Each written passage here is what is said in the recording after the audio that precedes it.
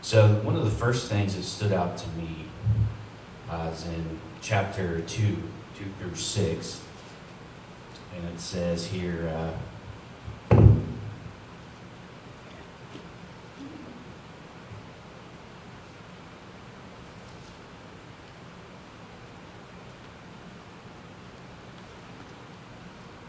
therefore the king said to me, why is your face sad, since you are not sick?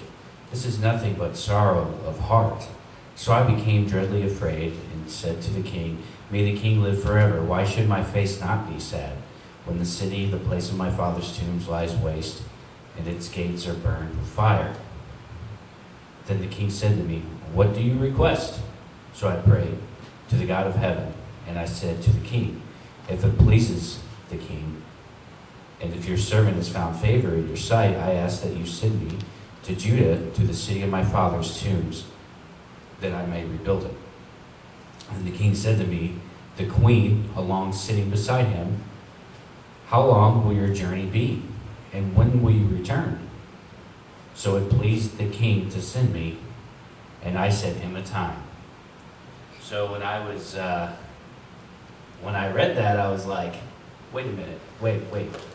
So he has this plan, and he just told the king when he's going to be done rebuilding the walls.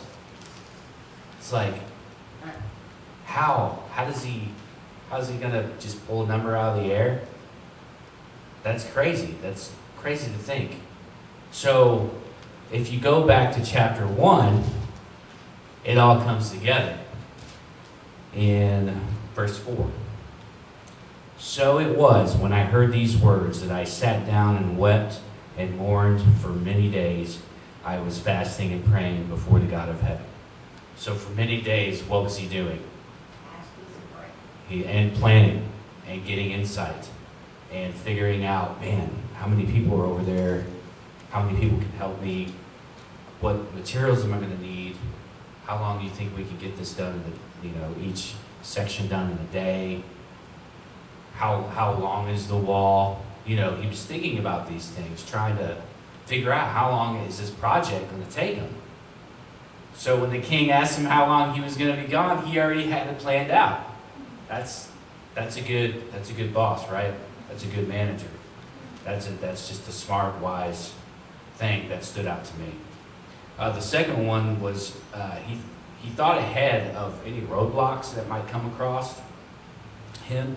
Like when people attack or siege, when they would travel from Persia to Jerusalem, he thought ahead of that, and he asked the king for timber for the gates. So he also thought ahead for that too as well when he was fasting and praying. He asked timber from the king, and the king granted him, and for the gates, that for his house, timber for his house that he's going to plan on staying in. So he was like, I need a house to stay. I need some timber for that too. So he thought of that as well. And the king granted him. He may have asked, it doesn't say in Nehemiah, if he asked for the troops to go with him.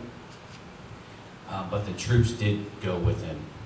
So, to me, the king was probably like, you're an awesome guy. I know you're a man of your word. Why don't I send some of my troops with you so you're safe on your journey? So I can see that. Another one that stood out to me is that he didn't send his plan to Jerusalem like, oh, brothers of Jerusalem, me, Nehemiah, will be there in 10 days and we will rebuild the wall. He didn't send any crazy mass email and distribution list to say, this is my new promotion, right? He didn't do that. He just didn't say anything, which was awesome. He didn't mention anything about the king had sent him. And the king's got my back. Now who's got my back? if you don't have my back. He didn't say anything of that. Did proclaim this big thing that was about to happen. He didn't do any of that. He was humbled, and he wanted to keep quiet and check it out. When he arrived in Jerusalem, he stayed there 3 days, and he still didn't say anything. On the third day, he went out in the middle of the night, probably with a donkey or a horse, and he went around to assess the problem, to assess the walls. He has this project to do, and he wanted to check it out and get notes down and understand the situation of what he was in before he could make the most accurate plan to rebuild the wall. So he went out and in the middle of the night did that. And there's a spot in the wall where he couldn't get through with his animal, so he got off his animal, he went through the valley gate, checked that out, and then he came back. So he had he got some notes of what he was getting ready to take care of. It's kind of like it's almost like a mirror of Christ too, almost, that I was reading. Like, he stayed there 3 days, and then he took the horse or the mule that he was on and assessed the situation and then came back. So I'm sure there's some parallelism in there, but it's just something I wanted to note to you guys. So as the video said, then he announced to the people, let us rebuild the wall. And the people said, let us rise, let us rebuild. So when that happened, he delegated portions of the work to the people. There's a big wall. Part of his process, part of his plan as being a good boss and a good manager is that he delegated portions of the wall to portions of the people, probably by family, but he wanted to make a balance of the work to people. So that was one of the things I noticed. Any issues that he had, he took up with God, and then he just left it in God's hands. I know that's hard to do as humans sometimes when we have issues, just to pray and let it go, but we want to control and try to do everything we can to fix it. But not Nehemiah. He prayed and just let God handle it. Let's see here. Yeah, that's chapters 4, 1 through 5. Let's see what it says here. But it so happened when Sanballat heard that we were rebuilding the wall, he was furious and very indignant and mocked the Jews. And he spoke before his brethren in the army of the Samaria and said, what are these feeble Jews doing? Will they fortify themselves? Will they offer sacrifices? Will they complete it in one day? Will they revive the stones from the heaps of rubbish, stones that are burned, that aren't worth anything? Now Tobiah the Ammonite was beside him and said, whatever they build, even the fox goes up on it, he will break down their stone wall. Verse 4, hear, O our God, for we are despised. Turn their reproach on their own heads, and give them as plunder to the land of captivity. Do not cover their iniquity, and do not let their sin be blotted out from before you, for they have provoked you to anger before the builders. So he prayed against them. He didn't say, hey, little Billy, won't you go over there and take care of them for me? He didn't, you know what I mean? He didn't put his assassin out and have him wipe out or slit the throat or, put a cap in him. He just prayed against them and let God do the rest. In chapter 7, 17, another highlight of Nehemiah here that I noticed. He devised and created a contingency plan in case things were to go ugly. So that's a good, wise thing to do, is when you're trying to accomplish something, have a contingency plan. And this is Nehemiah's here.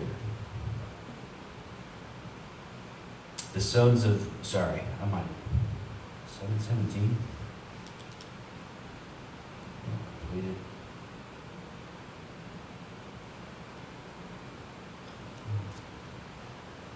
Maybe it's 617. Maybe I wrote it down wrong.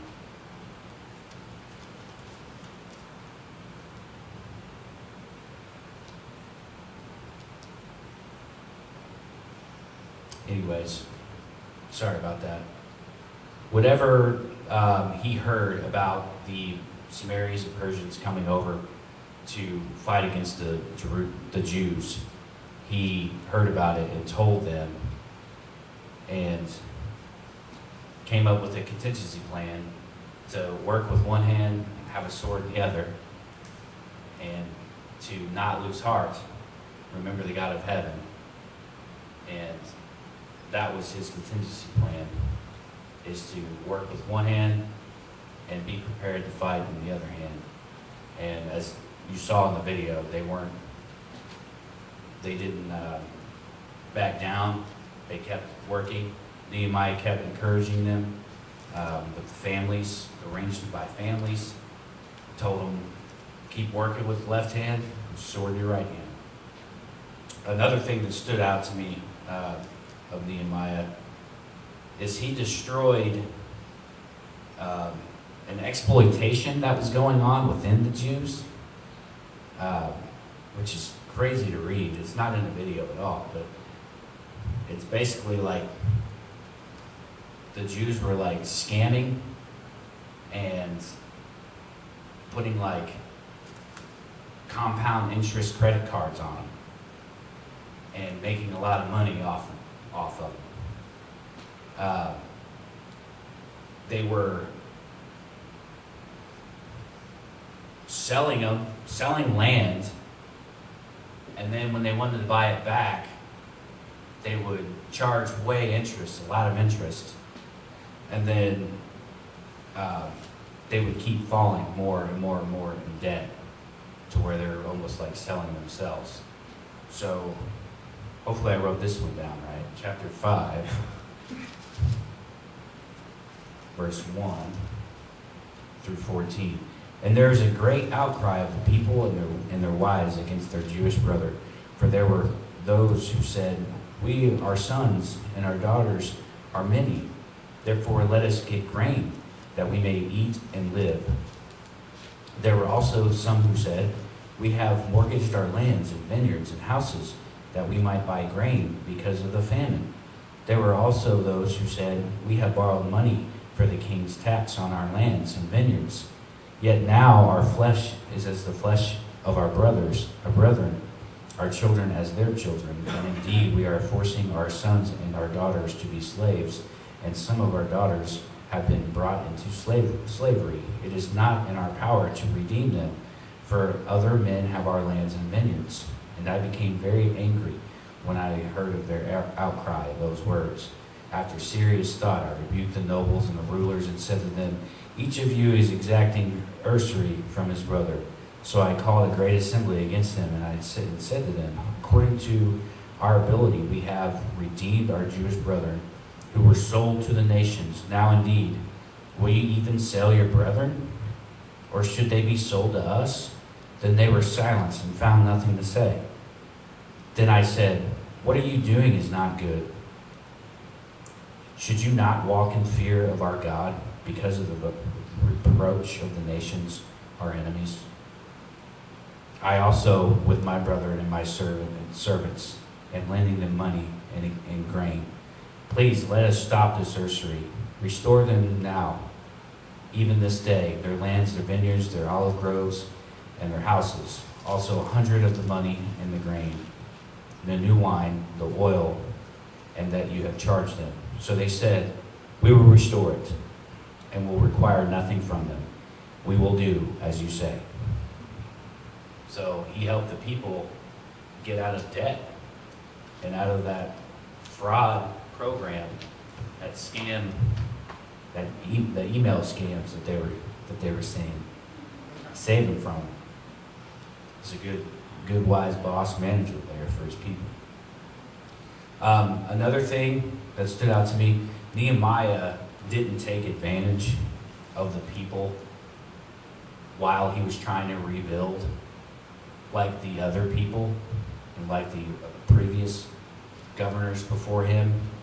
And when I say that, he didn't purchase any new land. He didn't invest in any new area.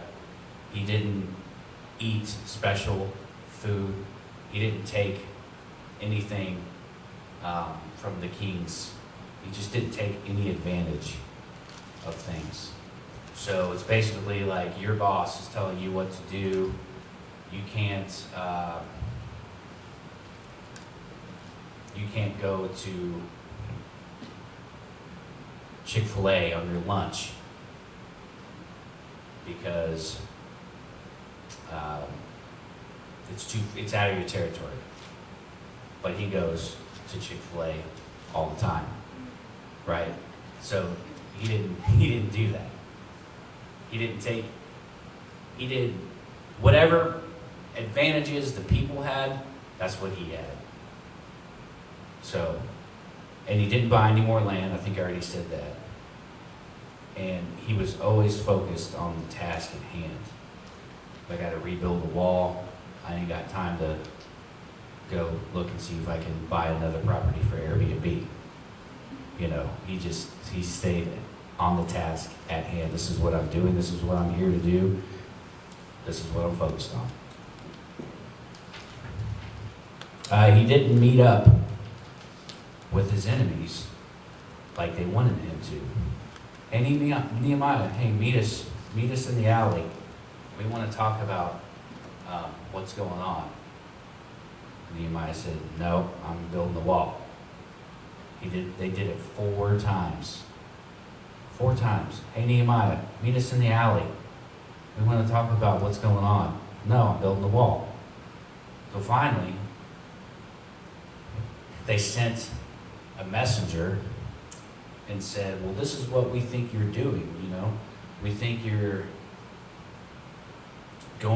basically we think you want to become king and get rid of us. And he denied it. He said, no, that's not the case. I'm building this wall. I'm the governor. I'm not going to become king. You guys are conspiring this within your heart. That's not the case. So he dodged an ambush from the alley. He also dodged a juicy plot that was planned to kill him. I know you saw in the video, his enemies hired a secret assassin or a secret messenger or secret service agent or an FBI agent, something like that. Since we have 85,000 new FBI agents. Anyways, that was below the belt to our government just now. Where was I? So they hired this secret service agent and said, tonight in the night, tell him we're going to come and kill him and to go into the temple to hide, and we'll kill him in the temple. And so he's not a prophet or of the priestly or the priesthood. So when they said that, he was like, no, I'm not going to go into the temple. I'm not going to run. I'm not going to defile God's temple. I'm not a priest. And he dodged it, and their plan failed because he wasn't afraid. He knew God called him to do a task, which is to build the walls. And he didn't defile the temple and go in there because he wasn't a priest. And God saved his life. So Nehemiah is a pretty smart guy. Then he created, if you guys want to read that juicy plot, it's chapter 6, 10 through 14. He created a plan to manage the city of Jerusalem. He hired a general manager, someone that he could trust while he was gone, because he gave a date to the king when he was going to come back, right? So he had to go. So he hired a general manager, gave it to someone he could trust, and then gave them expectations on how to manage the city and what to do it and how to do it. Then he implored the people to go back to their cities and lands where they belong, where they came from. Then he read the law of Moses to them and helped teach them to understand it. Then he had people confess their sins and said a long prayer over them, sanctified them. Then he delegated temple responsibilities. Because before, in Ezra's time, not in Ezra's time, but after Ezra's time, before Nehemiah's time, the temple needed to be taken care of. Well, all the people that were supposed to be taking care of the temple weren't taking care of it very well. Some of them abandoned it. Some of the people weren't of priesthood and wasn't supposed to be taking care of the temple like God commanded.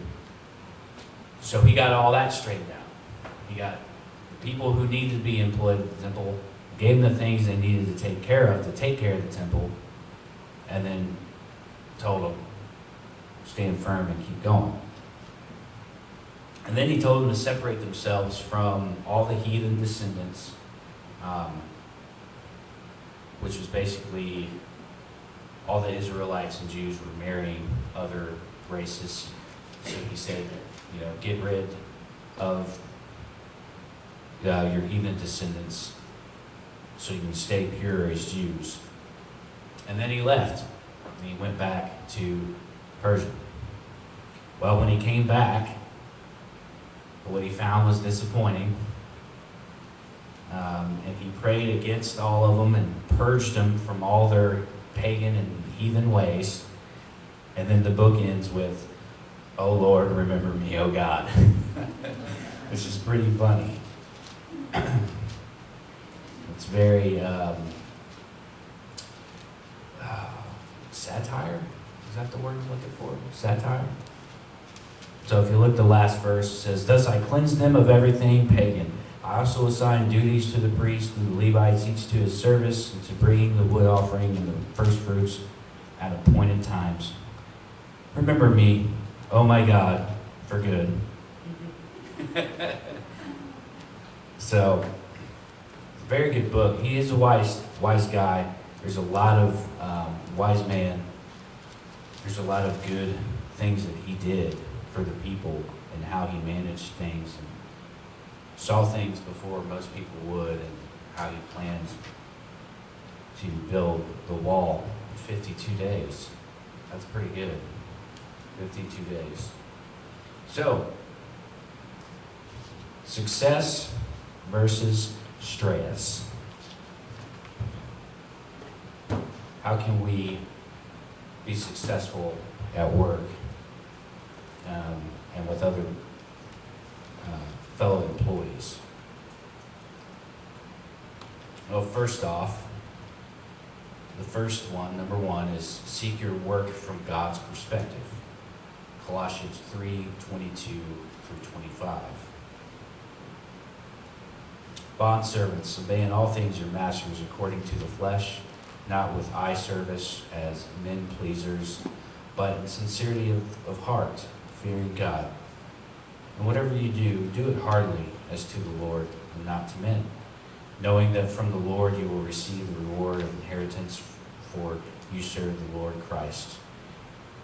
But he who does wrong will be repaid for what he has done, and there is no partiality. So, seek your work from God's perspective, not yours, not from your friends or not from your spouses, but from God's perspective. Number two, accept the fact that God is directing the events of your life, not you. God is. Jeremiah 10:23. O Lord, I know the way of man is not in himself. It is not in man who walks to direct his own steps. And then I'll add, but it is you. So, I'm going to say it again. Accept the fact that God is directing the events of your life and not yourself. This is a good one. Genesis 3, 17 and 18. This point is, lower your expectations in life because no job will be perfect, right? So don't go into a new job or your current job thinking that everything's going to be perfect. Just lower your expectations like it says in Genesis. I'm going to read it off the board. Then to Adam he said, because you have heeded the voice of your wife and have eaten from the tree of which I commanded you, saying, you should not eat of it. Cursed is the ground for your sake. In toil you shall eat of it all the days of your life. So, Adam and Eve, we got to work, right? And that's part of the curse. Is we'll have toil. Both thorns and thistles it shall bring forth for you, and you shall eat the herb of the field. So it's telling you from the beginning, no matter what you do, your work's going to be tough, it's going to be hard. Even though it's your dream job, there's still going to be issues that you probably never, ever thought of until you start your dream job. And then you're like, I don't even know if this is my dream job. So, lower your expectations. Be real. Let's be real. The fourth one, begin each morning in prayer to commit the day to God. Now, I am not the best at this, and I hardly ever remember to begin each morning in prayer. Well, I do pray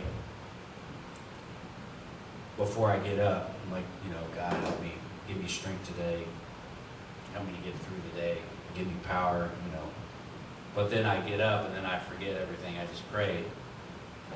And then I don't really remember until I turn on the radio, and it's Christian Talk Radio. Then I'm like, okay, yeah, that's right. And then I start praying and try to commit the day to God because of that. But I'm not the best. So Psalm 118:24 says, this is the day that the Lord has made. We will rejoice and be glad in it. Number 5, pray for your employer and fellow employees. 1 Samuel 12:23. Moreover, as for me, far be it from me that I should sin against the Lord in ceasing to pray for you. But I will teach you the good and the right way. Only fear the Lord and serve him with truth with all your heart. For consider what great things he has done for you. So pray for your employers and pray for your fellow employees. It's one way to be successful and not stressful. Allow Christ to reflect himself through you each day when you're at work, when you're laboring through all those thorns and thistles. Let's see here, Philippians 4:8. Finally, brethren, whatever things are true, whatever things are noble, whatever things are just, whatever things are pure, whatever things are lovely, whatever things are good report, if there is any virtue and if there is anything praiseworthy, meditate on these things. So you meditate on these and it gives you a positive attitude, and then you will stand out in front of other people as you work. Let's see, Hebrews 12:14. Pursue peace with all people and holiness, without which no one will see the Lord. So if you don't pursue peace with people, they're not going to see God. They're not going to see God in it. So pursue peace as much as you can. Diffuse difficult people. Diffuse them. Hebrews 12:14. Oh, I just said it.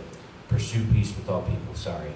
Discover his power in your weakness. And he said to me in 2 Corinthians 12:9, and he said to me, my grace is sufficient for you, for my strength is made perfect in weakness. So catch this out. Therefore, most gladly, I will rather boast in my infirmities, that the power of Christ may rest upon me. That's pretty good. All right, Proverbs 22:11. This one is learn how to make an appropriate appeal to your employer.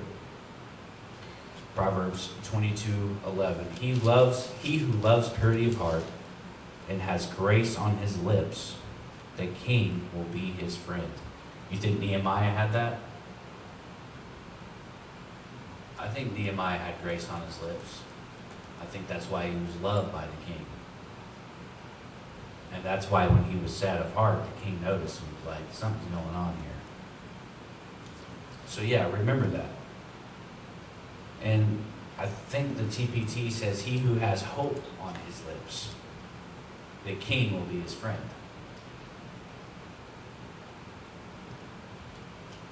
And then put your future into the hands of God, like Nehemiah did when people were moaning and groaning and complaining at him, and he prayed against them and let God do the work. 2 Corinthians 12:9. And he said to me, my grace is sufficient for you, for my strength is made perfect in weakness. Therefore, most gladly, I will rather boast in my infirmities, that the power of Christ may rest upon me. So I'll go through those one more time, in case you want to write them down, or in case you have a good memory. Success versus stress. See your work from God's perspective. Accept the fact that God is directing the events of your life. Lower your expectations in this life. No job will be perfect. Begin each morning in prayer to commit the day to God. Pray for your employer and fellow employees. Allow Christ to reflect himself through you each day by developing a positive attitude, diffusing difficult people, and discovering his power in your weakness. And then learn how to make an appropriate appeal to your employer. And then put your future into God's hand.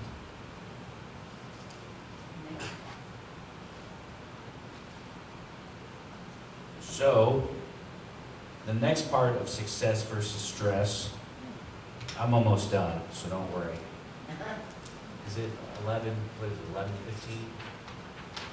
Yeah, don't fret. I'm almost done here. So, job. You got a job, right? Oh, when should you consider leaving that job? So I found some good reference and good notes, because some people may need to consider getting a new job, but they want to do it wisely, like Nehemiah. So when you consider a new job, well, when you lose your job that's replaced by technology, or depressed job markets or layoffs, or if you become physically disabled, you may want to consider a new job. Also, when more income is needed because of a major life change, like divorce, death of spouse, increased family responsibility, disability again in another family member or something, you may want to consider another job then. Or maybe the commute, maybe job locations. Maybe they move the plant to Louisville and you can't commute 2 hours, 4 hours a day, right? Maybe you should consider a change then. Consider a job change when your best is not enough. When, evaluate your efforts, evaluate your attitude, evaluate your skills and natural abilities. If everything you're doing that you think all within you is not enough and not good enough to your boss, you may want to consider a change.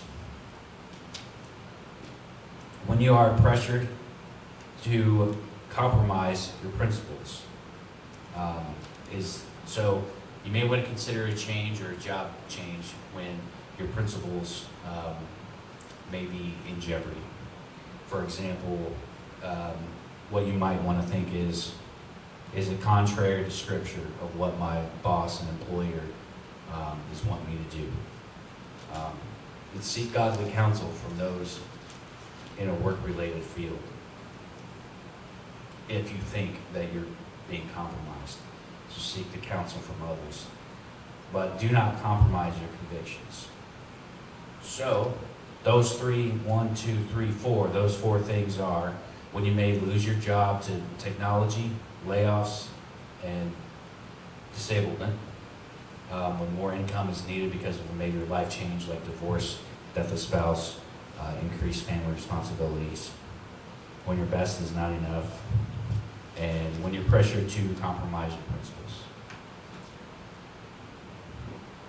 So, in closing here,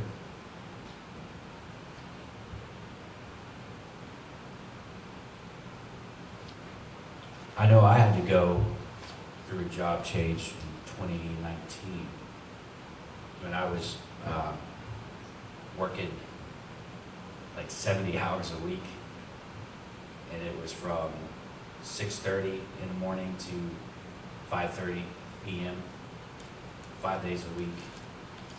And then on the weekends, they wanted you to come in at 5 a.m. Saturday and Sunday and leave at 1:30. So I pretty much did that for 8 months. So I was super stressed, and it was unionized there. So they're steel workers, and I was managing them. And I got like several threats from them, like getting in my face, basically wanting to hurt me. So I was so stressed out. I was like crying at like anything that happened. Like I was so emotionally just stretched. And so I got into it with an employee, and I acted out of character, and I was like, this place is really doing something to me that nothing really has ever done to me before. It's not good for me to work here. I gotta go. So I told my boss, I took 2 days to think about it, and then I came in and told him I'm out. I'm done. I didn't have any plan. I didn't have any job lined up. I didn't have anything. It was so stressful and caused me so much heartache that I didn't even care I didn't have a job. I just wanted out of that place. So it was pretty bad. But that's just a personal story. Consider a job change when you're getting threatened and have to work 80 hours a week.